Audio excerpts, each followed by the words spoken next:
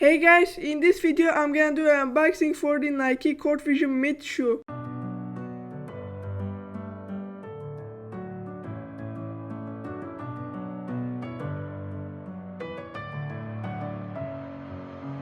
Messing with my head again. You had your heart set on me, but these feels they come and go, and they come so easily.